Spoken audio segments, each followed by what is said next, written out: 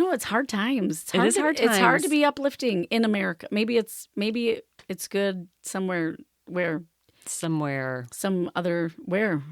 I think it's global. So we're in a global situation. So maybe someone on a spaceship from another planet, they might have figured it out. Maybe. Come pick us up. We're here. If you're receiving this broadcast. If you hear us, we will come with you.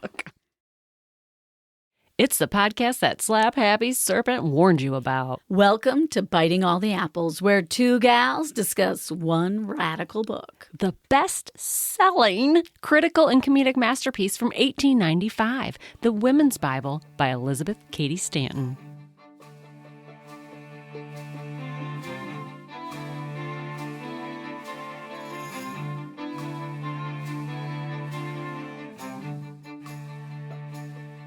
I'm Sarah Kay. I'm Joanna V. Just when you thought the U.S. couldn't get any more Bible-y, the past week has brought a whole slew of videos from Christian nationalists, so-called pastors and squawkers, right? Squawkers, I like that. Are they spreading a gospel of caring for each other? One of feeding people? Come on now. Encouraging spiritual introspection? Of course not. They're using the Bible to justify their smooth-brained opinions on how the subjugation of women is necessary. So sad. 2025. I know. Some may say that it's just a rogue interpretation of the gospel, but we here at Biting All the Apples have shown you over 18 episodes just how much female subservience is already baked in.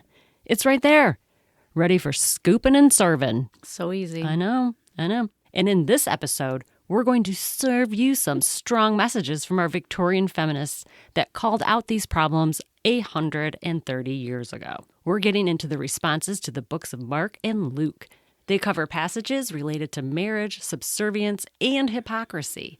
Stanton repeats her call for women to see self-development as their highest duty, and Battelle Dietrick drops some crazy knowledge, and I'm not kidding, about a group of women from Paul's days that have gone unrecognized. She rocked it out.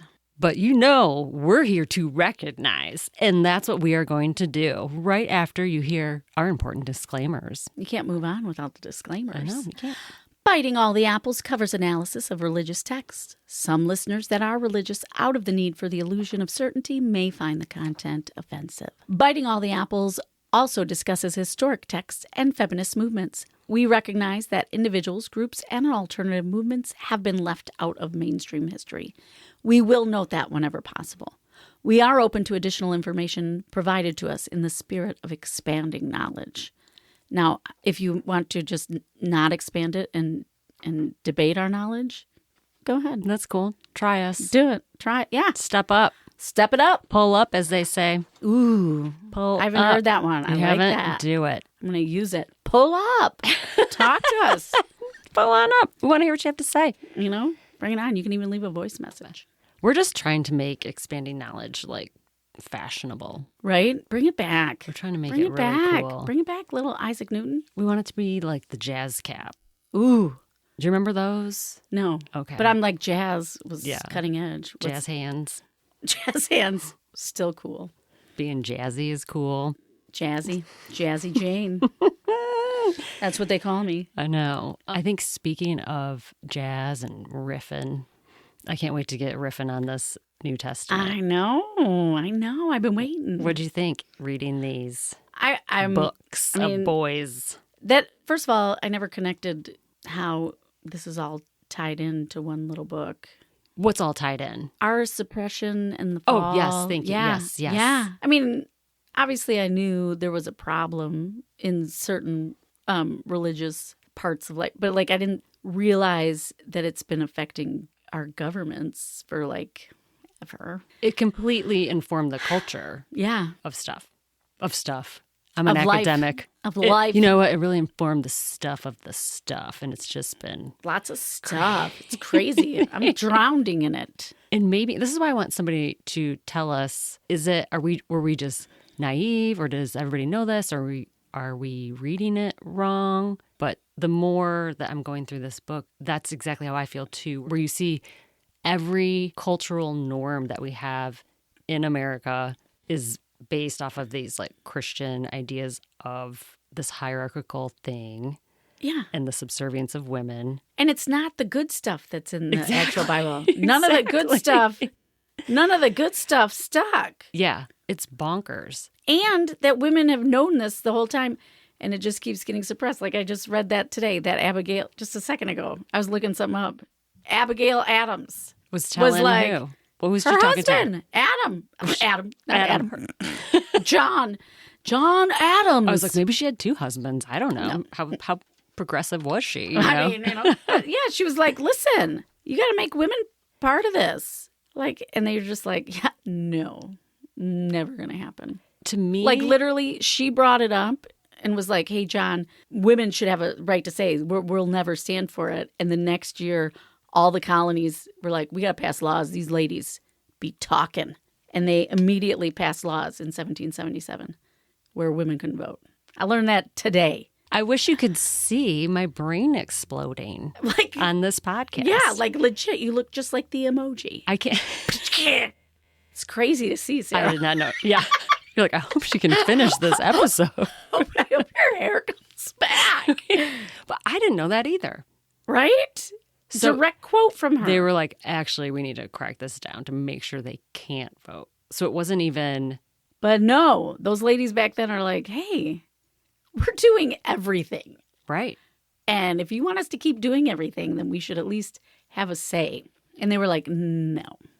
Well, what I'm putting together here is that the subjugation of women is directly tied to the economic system. And that's why they were using that part of the Bible. Because if it really was about following gospel, just as important would be making sure things like justice and mercy and compassion We're right and up there. helping people. Should be right there in the law. To me, it just proves that this is used to reinforce this economic system that is so And it's crazy oppressive. because it's not like it was right from the beginning. Right.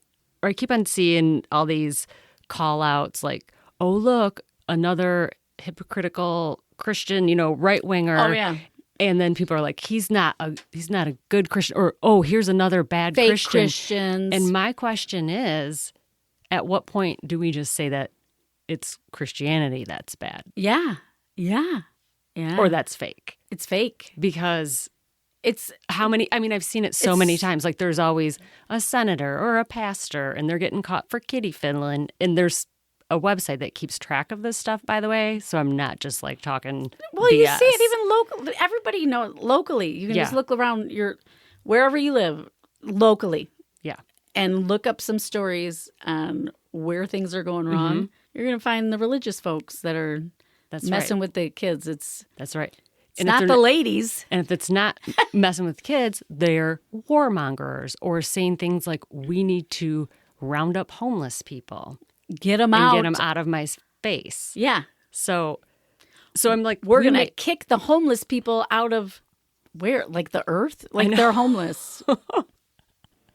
This is where we are?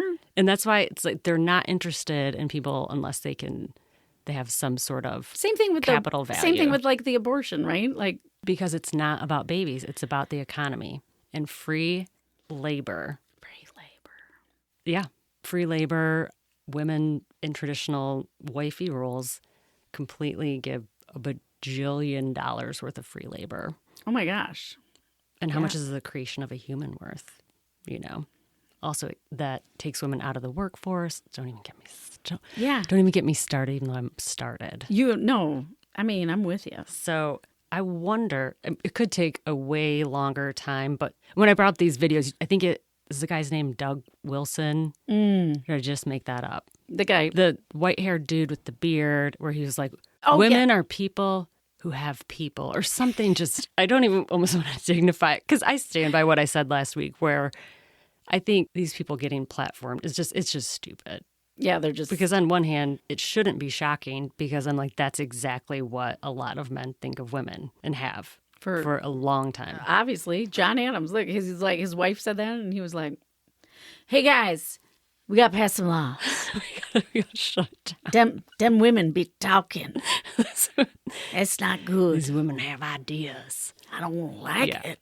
Yeah. I don't want that sass. That's the other thing, speaking of our minds getting blown. It wasn't until all of the kids' books they have now, there's so many more that are uncover like hidden women's history. Yes. Whereas actually a woman that discovered like DNA and sharks and astrophysics and stuff. Everything. So I'm buying these books for my nieces and I'm reading along with them. I'm like, nobody told me any of this. Told me. And they're just happily like, do.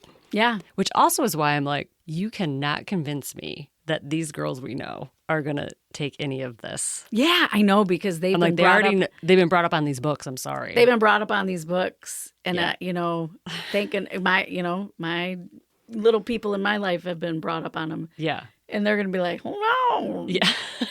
They're like, No man found a dinosaur. I read the book. Yeah. It was a lady. And the men took it all. Yeah. And even little boys, when they hear that, are like, why would that happen? You know? Why would what happen? Innocent. Why would they say that the woman didn't find it? Right. That's because kids, they'd be like, why? What if a lady, like, they don't even care about that stuff. Yeah. Actually, all the things in history. Like if you brought a book about the civil rights, right, and you brought it up and you talked just real basically to like a 5-year-old, they would be like, why would anyone do that? And you're like, that's a great question. It's so true. It's so true. And I do not know. Right. But stick with that little hold one. on to that. I'm like, where's our segue? How about this? You know what? You ready to try something new? Abrupt segue. Bible. The book of Mark makes up just 3 pages. That's it. But it does have some good stuff. I like the ladies are like, well, they say a lot of the same things. They kind of they're like, I'm just going to pick out some things. They're like, I'm just going to pick some stuff. I just want you to know, these guys, they say a lot of the same thing. So they have the first passage they pick is Mark 3, verses 31 through 35. So it's real short and sweet. Your spiritual family being stronger than your family of blood. Yeah. Yeah. They give a little passage where Jesus is like, basically he's talking to people and he's like, someone asked about his mom and he's like, we're all together. Yeah, mom's here.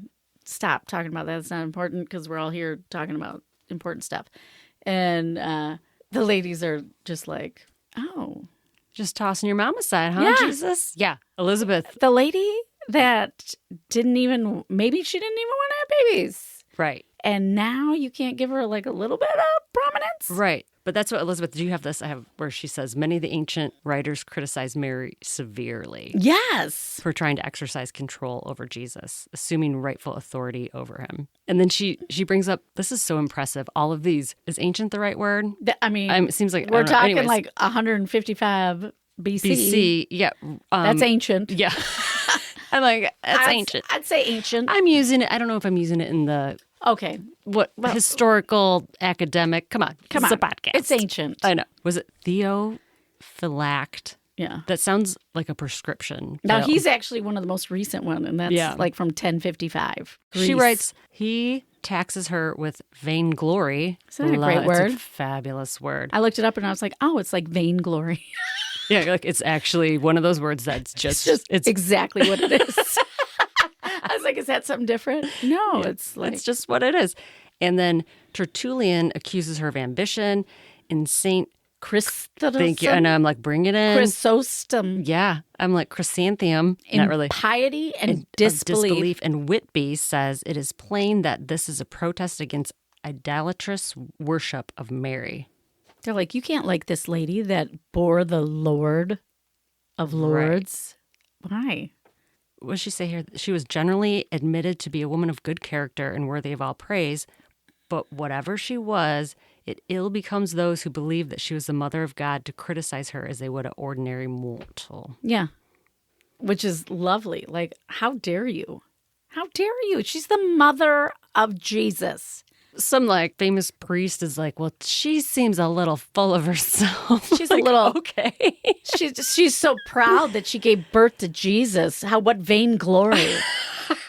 Like what? Yeah, like that's pretty big. It's pretty cool. And then later it gets kind of funny because in the same Bible, Mary forgets that she...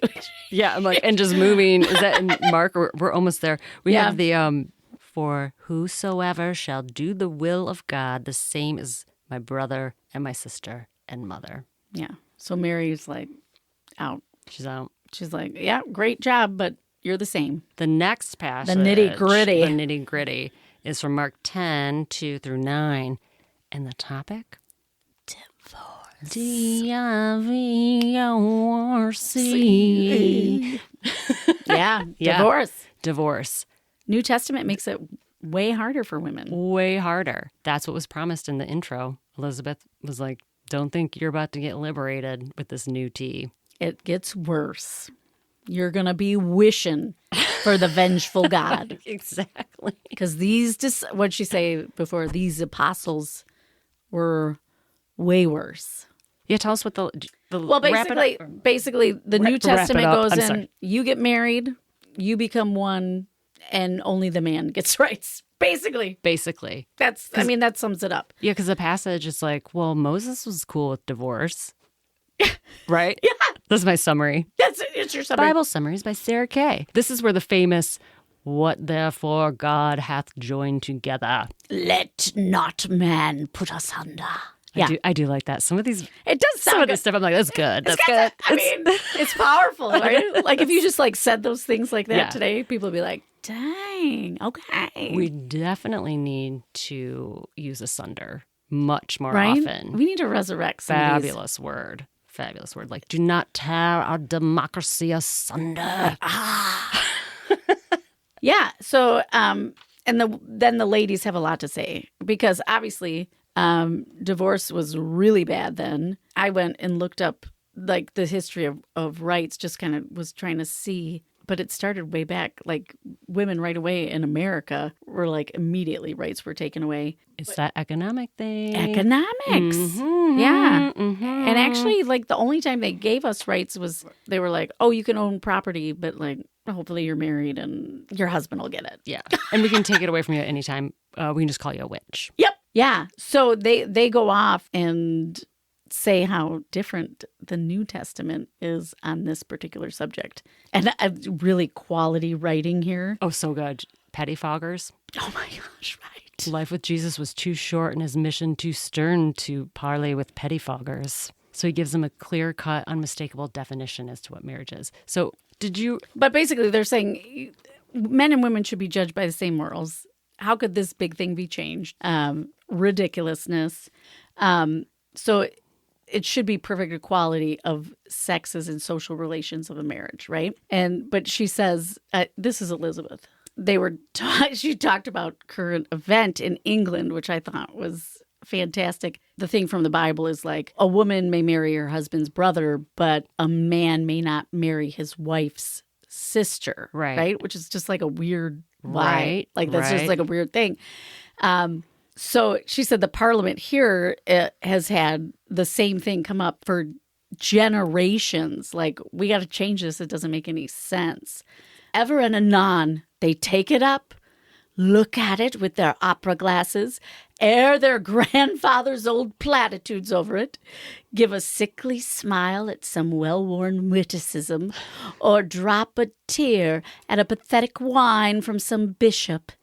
Then they lay the bill reverently back in its sacred pigeonhole for a period of rest. Like, this bill will go nowhere because it'll give women's rights. I love that passage. Right? It's like... She's like, let me tell you what happens when we try to get stuff done. Just living in grandfather's world and giving love to this bishop that... It's going back in its sacred pigeonhole. Ooh, that sounds dirty.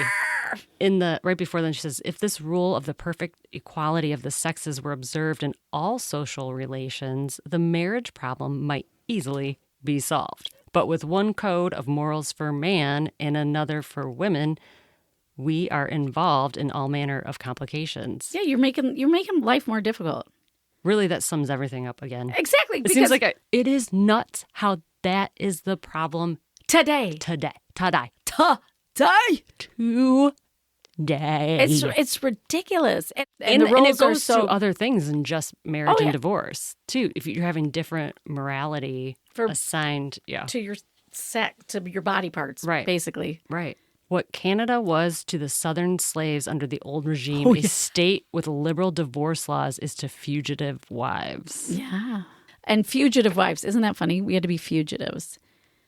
And usually, like, you're escaping, like, really terrible men that are, like, beating you and stuff. Right. You couldn't even get a divorce then. Yeah, so and they're like, come on, make it equal, make it make sense. Okay, so the last section in the book of Mark it's Mark 12, 41 through 44. Oh, yeah. Yeah, this was really good. This is about rich people giving money and poor people giving money and how different it is with the intention. Oh, yeah. With the intention. Yeah. And then, so some poor Who's this lady. woman? Poor lady. They don't give her a name. Again, names. It's just a poor poor lady. widow. Yeah, don't She's worry a widow. about it. Just her a husband widow. died. But she put all she had, a farthing, which makes me laugh because I'm a child. Right. It kind of sounds like farting, but it's farting. And it's a little bit of money. You're like, anyway, that's just my immaturity. But she puts it in, and then Jesus says, he calls his disciples together, and he says unto them, verily, that's what he says. That's how Jesus talks. yeah. Verily, I say unto you, that this poor widow hath cast more in than all they which have cast into the treasury. For all they did cast in of their abundance, but she of her want did cast in all that she had, even all her living. Right? Yeah. So these rich people are putting in money, probably more than her, but he was like, doesn't matter. She's like giving all she has, right? So, and so the ladies... It's not a sacrifice for the rich people. Just like these people that are saying that they're Christian, they're up there, they're just saying it. It's not like they're worried about their eternal life, I don't think. Right. I don't think they have any worries. I forgot who it was that was talking about if people were actually like Jesus Christians, they would be walking around in sackcloths. Yeah. And just helping people. I mean, like, come on. Sackcloth it. If you really are as Christian as you say you are, and you want the whole world to be Christian, then you best be walking around in your sackcloth. And you better be washing the feet. On. Yeah. Some dirty, nasty feet. You better get down there and wash them. That's right. So. But the ladies they're like, the small contribution was of no special use to the treasury of the church, but as an act of self-sacrifice, it was more real value in estimating character. Jesus, with his intuition, saw the motives of the giver as well as the act. And we just need to get rid of money. We're going to get on that. We're going to get on that. That's my next mission. I'm going to do that tomorrow. I'm going to the temple and I'm flipping. Yes, we're going to do some table flipping. I'm flipping the tables. None of this money. I want to do a whole video series where we Empty walk this into church. banks and see what we can flip over. I'm going to empty churches and I'm just going to bring in the homeless people. So, Elizabeth, as we've learned throughout this book, she loves talking about self-development. It's her thing. I think she's like, this is the takeaway, ladies. So she writes, this woman belonging to an impoverished class was trained to self-abnegation. But when women learn the higher duty of self-development, thinking, they will not so readily expend all their forces in serving others. Yeah. And I think when you serve yourself, you can be a better person. This was 130 years ago. So she says, so a woman who spends all her time in churches, with priests, in charities, neglects to cultivate her own natural gifts, to make the most of herself as an individual in the scale of being, a responsible soul whose place no other can fill, is worse than an infidel. Dang, self-development is a higher duty than self-sacrifice, should be women's motto henceforward. All right. So maybe you haven't done it before, but henceforward from today, when you hear this. Yes. I forgot, the sentence right before that, she's responding. Paul says that a husband who does not provide for his own household is worse than an infidel. And she's like, no. Yeah. Let me tell you what's worse. Yes. Quit giving yourself to these men and doing everything for them and making them look good.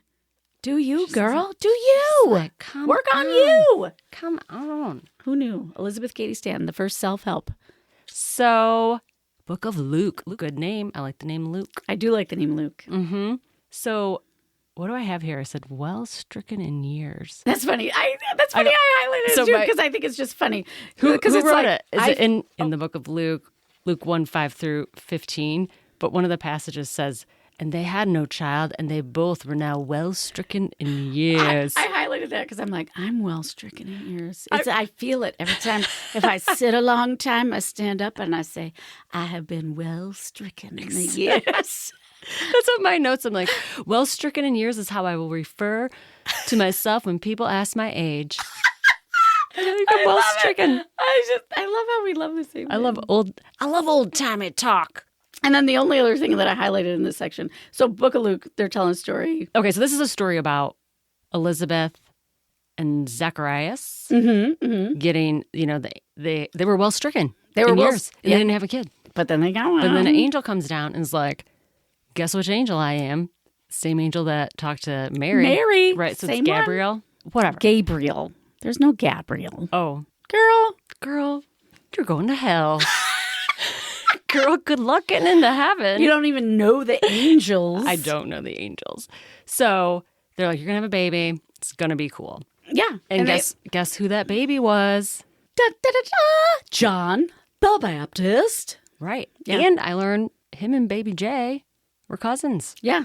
Sounds like John was, a little contender to be the Lord. Mm-hmm. That's kind of how they wrote it. It's funny, like, could have been him. Could have been him. He was also sent by an angel. He's going to be sent by an angel. And the passage they picked is because when the baby was born, everybody's like, you got to name him, Tristan. I'm just kidding. Yeah. What's the matter? You got to name him, the Chad. Dad's name. They were saying you got to name him the same name as the dad. Same name as the dad. And the dad saw the angel too, right? But people are just focusing on the woman, right? They're like, you got to name the dad. Well, he can't speak because apparently the angel was like, whoa. Right. And he just like couldn't talk. But Elizabeth could talk. And she's like, no, the angel said this. And everybody's like, you're just a woman. Exactly. That's why would we listen to you? And finally, the husband had to be like, and he wrote it. Yeah. He said, the name is John. The name is John. And so that's what the ladies are like, super stupid. Yeah. Like, why did it take him? Exactly. Writing? I know. Like, why not just, like, hello, I saw an angel. He told me the name is John. Hello. Right. Why do you need to hear from my husband? And everybody else is just like, what do you know? So I like this because I just like the wording of the Bible language. I just wanted to read this because I love this. Right? I feel like we should talk this way. My soul doth magnify the Lord, that he hath has thus honored his handmaiden. Henceforth all generations shall call me blessed. That's Mary. Henceforth we shall speak this way. Right? The next passage is great because this is when Jesus, he was just like a tween. He was 12. He was at a tween. And great age. His parents take him they do an annual, go to the trip to the temple for an annual situation. Some probably prayer, puja. Something. And from what I understand, Mary and Joseph get all the way home and they're like, oh, dude, where's our kid? Where'd he go? They can't find him. We lost a tween. But Jesus had stayed back to talk with the doctors and obviously all the men. All the men, right. He stays back. And Mary and Joseph were like a little confused. But anyways, the ladies respond. We all know that story. At least I remember that story because I was like, oh, wow, he was so smart, right? And everybody was amazed by him. And that's the point in the Bible where they're like, oh, so we can see that he's starting to fulfill the prophecy. The prophecy. And this is Elizabeth. I love this. Elizabeth's response. Yeah, go ahead. Where she's talking about, where she's like, oh, they didn't know. It is often said that he was disputing with the doctors, which the commentators say gives the wrong impression. He was modestly asking questions. Neither Mary nor Joseph remembered nor fully understood what the angel had told them concerning the mission of their child. Neither did they comprehend the answer of Jesus. However, he went back with them to Nazareth, and he was subject to them in all things, working at the carpenter's trade until he entered his mission. Where they're just like, it cracks me up because they're like, didn't an angel tell you were having the Son of God? And you were like, oh, I don't know where he could be. I can't believe he's not hanging out with the kids. Yeah.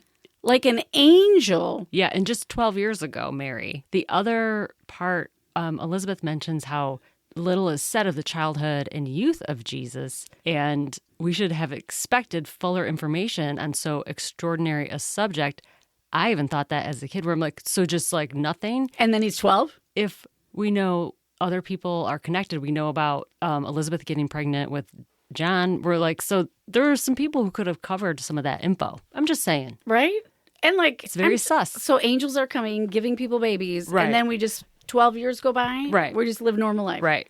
We don't know anything about it. Nothing. We didn't write anything about, like how. I mean, the king wanted to kill him, and then 12 years, nothing. Right. Nobody Silence, else wanted radio, to kill him. Yeah. Radio Gaga. I know.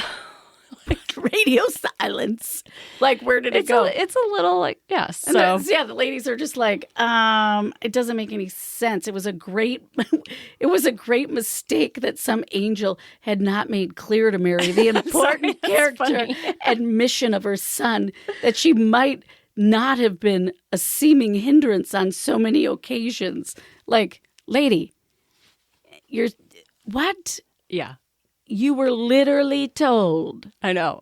How important your child is. I know. What are you doing? Yeah, what are you doing? Get it over. And it's not like somebody came down and was saying, like, your son is going to be very gifted at math. They're like, you're going to have the son of God, immaculate conception. And she forgot it. So just a little point there. Joseph, have you seen Jesus? I thought he was playing soccer. I know. I also like this passage that they talk about, and this is, for our Biblers, this is Luke 13, 11 through 17. We're getting to our first miracles. Yeah, we get some miracles here. We got a woman which had a spirit of infirmary 18 years. Yeah, she was all bent. And she shows up at the old temple. Yeah, she can't even stand up. On the Sabbath. Hot mess. Yeah. Sunday. Day of rest. And Jesus is like, get on over here, girl. Girl, and stand up. Stand up. Come. Just like in the TV show. Yep. And they put Jesus and this old infirm woman on the Jumbotron. Yes, that's they did. And he was like, you healed. You're healed. And she popped up like a, ooh. Yes. And she said, I love you, Jesus. That's not in the book. This is just purely extra. This is extra from what I believe happened. And then some other people that were there who were not infirmed and just consider themselves like super cool Christians were like, oh my God, why are you working on the Sabbath? Oh my God. Nothing about, wow, that was crazy. Oh yeah, that's the other thing. No. Forget the miracle. No commentary on like, oh wow, she hasn't been able to walk in 18 years. They're like, I thought you weren't supposed to work on the Sabbath. And then Jesus is like, I can't believe you think you're the Son of God and you're like, working. Listen, the Lord then answered him and said, thou hypocrite, doth not each one of you on the Sabbath loose his ox or his ass from the stall and lead him away to watering? And ought not this woman, being a daughter of Abraham, whom Satan hath bound to these 18 years, be loosed from this bond on the Sabbath day?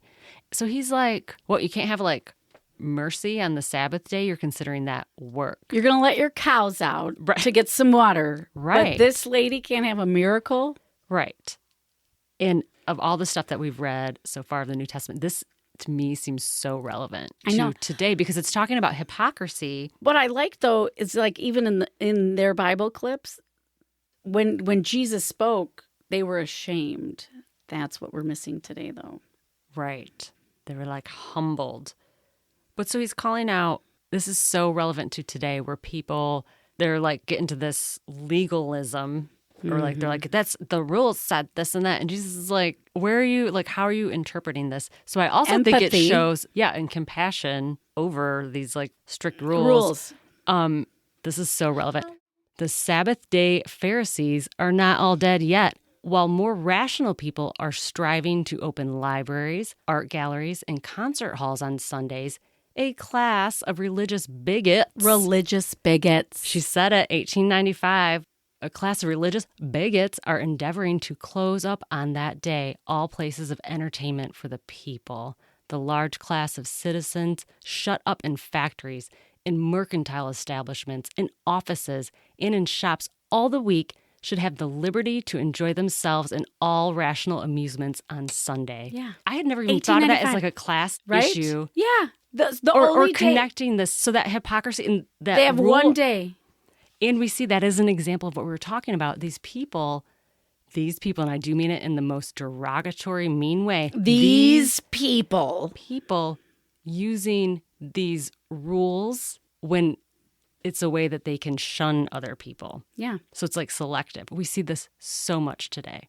Just like with the homeless people. Isn't Elizabeth, she was hip. She's hip. And to think, those people, there was no labor laws. And the only reason they got Sunday off was for religious purposes. But they're like, you get that day off, don't do anything. Right. Right. The heck? I watched you all week. Right. And why? My wife's working in your house. And then to Cleaning your baby's diapers. Right. And then to judge like certain activities just like that, like, oh, you can't heal, or that lady wanted to be healed, but you can do other things, but not some. It's ridiculous. And Elizabeth points out it's classist. It is. And it's also, back to the religious part, it isn't very, if you're supposedly Christian, you want to celebrate all of the like beauties of life, like in nature and appreciating knowledge and libraries. And taking care of your temple. Taking care of your body temple. Because she talks about that. They should be out at You're parks. They should be working, keeping their body healthy, but they can't leave their house. Right. How are they taking care of that temple? All healthy sports in the open air, music in parks, popular lectures, all the school buildings should be encouraged and protected by law. Amen. Amen, sister. Amen. I didn't think about it as a class because I was like, I kind of thought it was a nice thing, but if nothing's open, you can't do anything. But nowadays, the reason that I liked it was I was like, oh, those people don't have to work, Right. Like they get it off. Right. But back then, you couldn't even go to the park. You were just supposed to literally like sit and read the Bible. Right. Like, so like even if they didn't, like if you said nobody works today, great, then we can go to the parks and we can, right. If someone wants to play guitar, we can all sit around, strum along, bring my bongo, right? I love Jesus bongos. Oh man, I bet he could rock out the bongos. So then we go into Luke 18, 2 through 7. Yes. Basically talking about a judge that really was not into God. Didn't, he was like, eh. I like that summary. Those rules, this guy's like, and then the rules didn't really apply to him. He was like, well, I don't really follow that. And a woman came in, a widow, and said, please, someone is attacking me. And she had an adversary. And he was like, no, go away. But she kept coming back and then kept troubling him. And he said, finally, he was like, I'll avenge her, lest by her continual coming weary me. And the Lord said, hear what the unjust judge saith. And shall not God avenge his own elect, which cry day and night unto him, though he bear long with them? So basically, this was about perseverance. If you keep, don't give up. Just keep being a whiner. Squeaky wheel. Eventually, you'll get your, whatever you want. But Elizabeth says it's a little bit of bullshit. Mm-hmm. She's always calling it out. She is. She's like, however, the condition of the woman in this parable bowed to the earth with all her disabilities. Well, because it kind of ties to the section 2 about the bent woman. Right. The condition of this woman in this parable, bowed to earth with all her disabilities, well represents the degraded condition of the sex under every form of government and of religion the world over. But, unlike her, women still, in many latitudes, make their appeals in vain at cathedral altars and in the halls of legislation. And there's nothing, like, we persevere.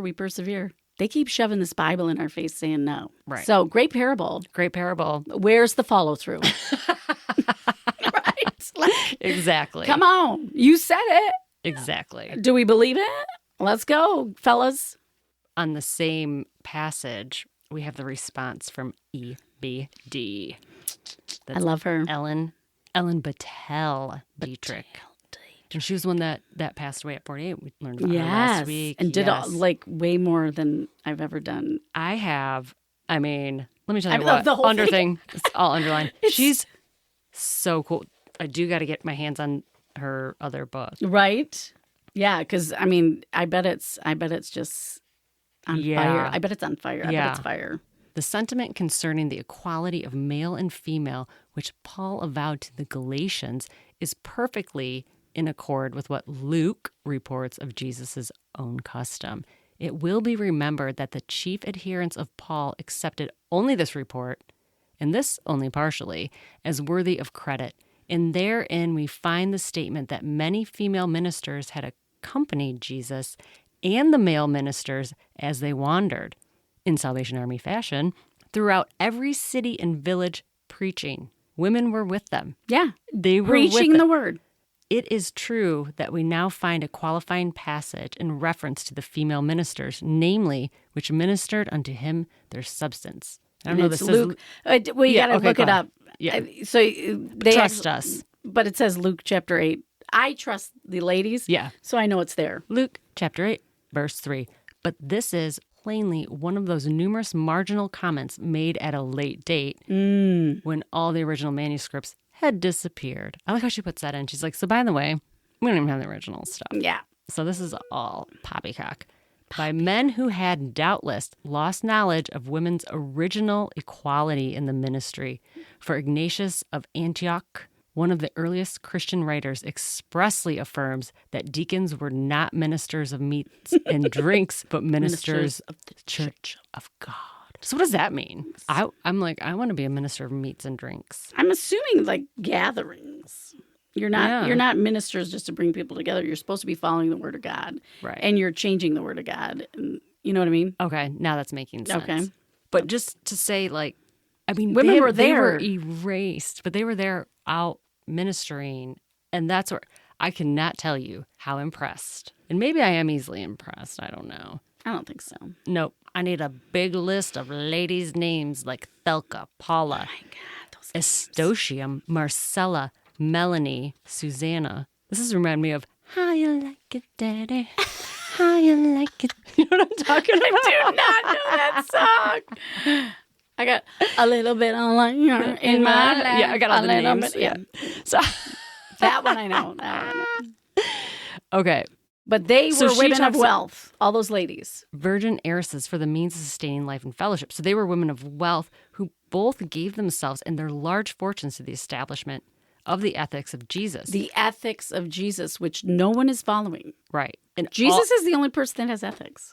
And I looked up some of these ladies. And they did some work. Yeah? They had put some money in, but they were doing I'm like, don't you make me. I want to know what they do. What they do. Okay, just for example, Thecla was a saint of the early Christian church and a follower of Paul the Apostle. So, we're talking, these are people, and remember, Paul they tie Paul to all Christianity. There you go. Mm-hmm. Although now I'm like, hey, Paul, did you forget about Thecla? Yeah, what about Thecla? And actually, I don't even know if I'm saying that right. I don't. Please let me know. She was a young noble virgin who chose to leave her fiancé so she could convert to Christianity and follow Paul.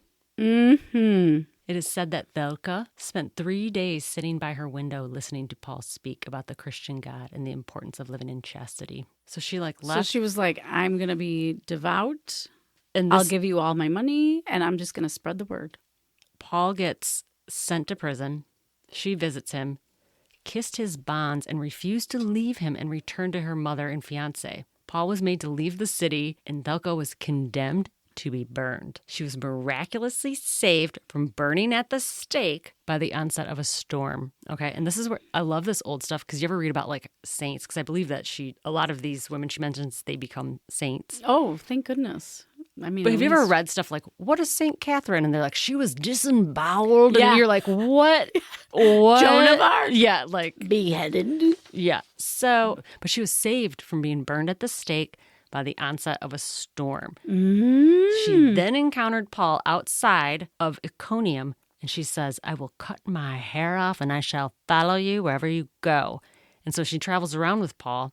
And then a noble... Wait, did she cut her hair because she had to be a man? He doesn't say anything about the hair. Maybe she did. That's what or I'm maybe saying. it's... That's what Joan of Arc did. It could either be a gender thing or about humility. Mm-hmm. We'll have to ask a biblical scholar or a feminist scholar.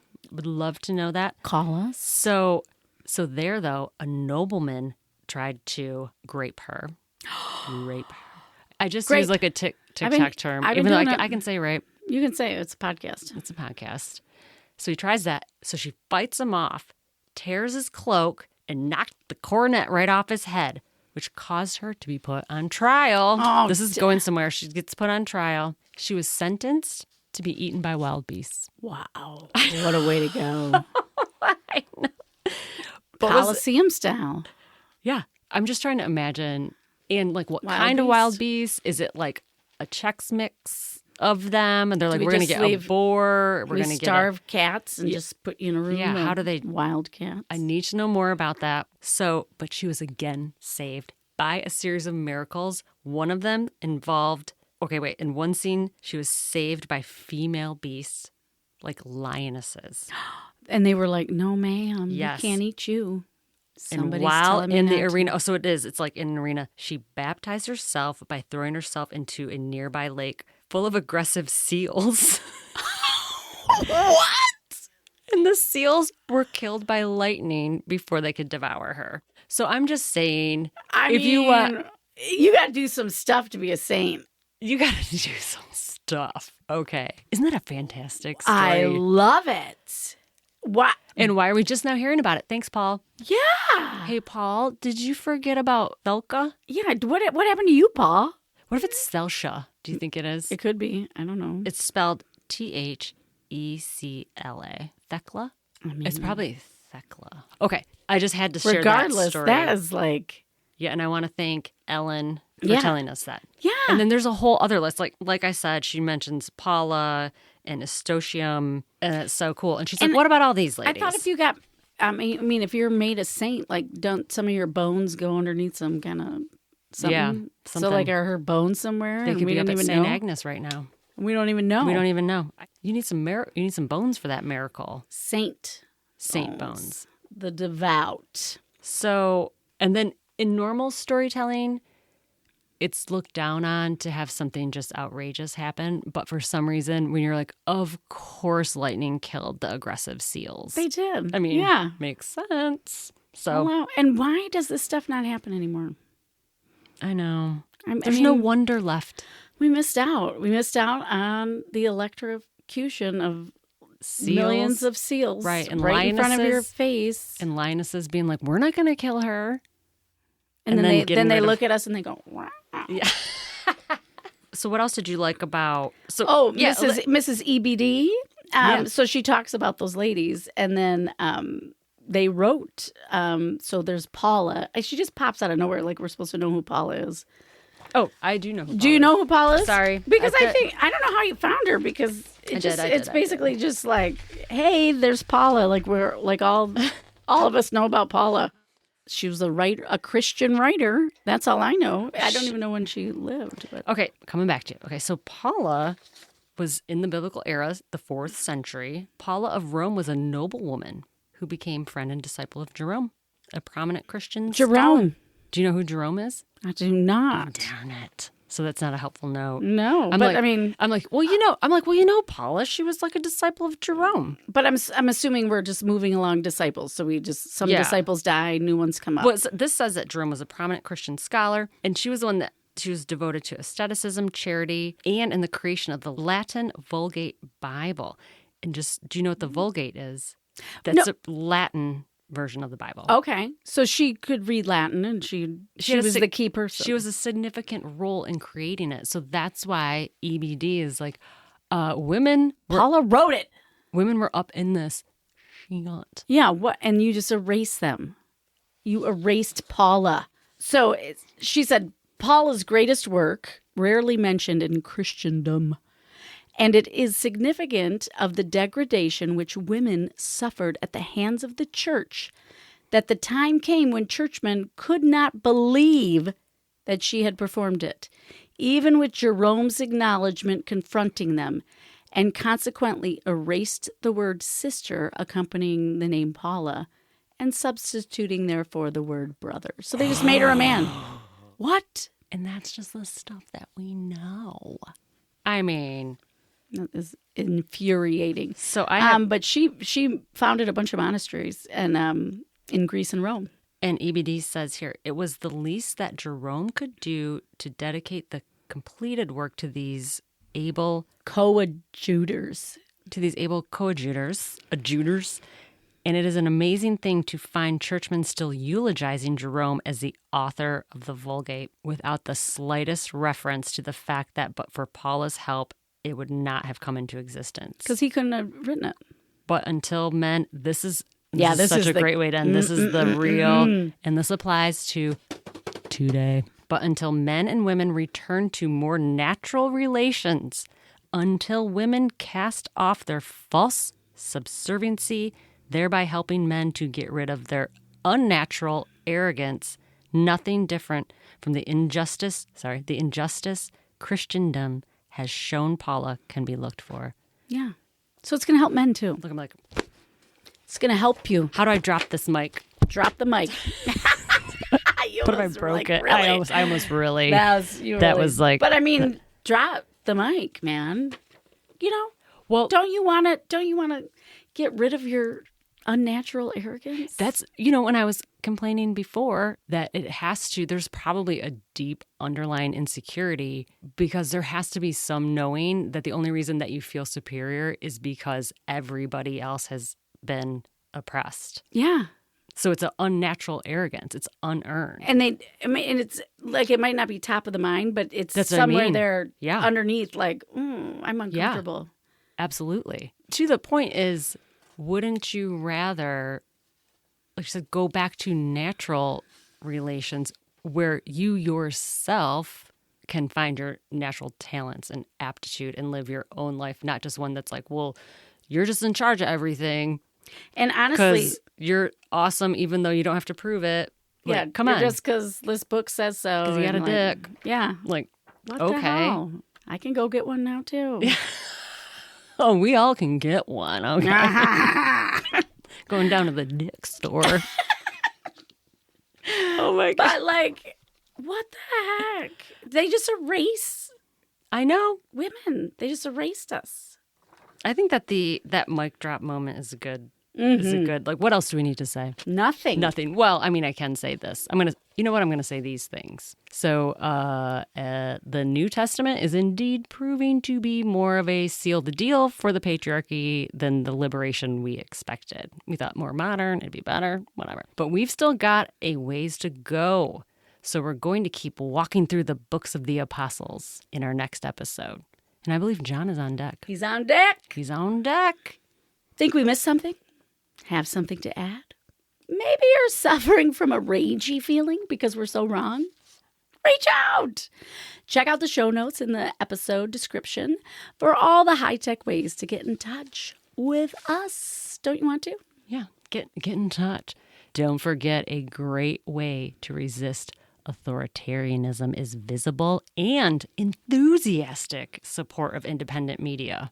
Seriously, I could not be more serious. That's so true. If you really do want to fight stuff like, definitely should support us, but also other independent journalists and podcasts. So important today. Right. They're taking it away. So it's quickly escalating. So seriously. It's actually your patriotic duty to like, comment, subscribe, and share the piss out of this podcast like democracy depends on it. Yeah, really make America great. Yeah.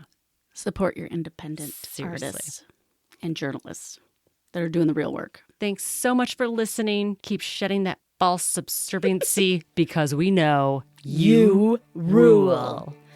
Bye.